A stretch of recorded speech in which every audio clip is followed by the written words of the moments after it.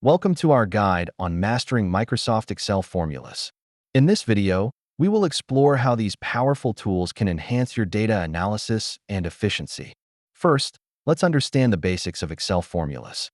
They start with an equals sign and may include various functions and cell references. Now let's dive into the essential functions like sum, average, min, and max. These are foundational tools for any Excel user.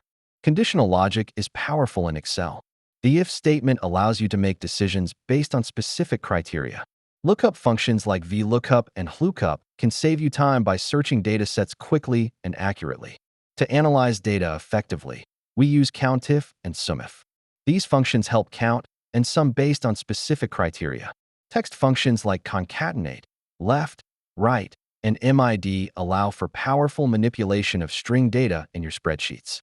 Managing dates and times in Excel is simplified with functions like DATEDIF, today, and now. Let's explore how they work. Error checking is crucial. We'll go over some best practices to troubleshoot and ensure your formulas work flawlessly. Thank you for watching. For ththose looking to master advanced formulas, we have resources available to help you on your journey.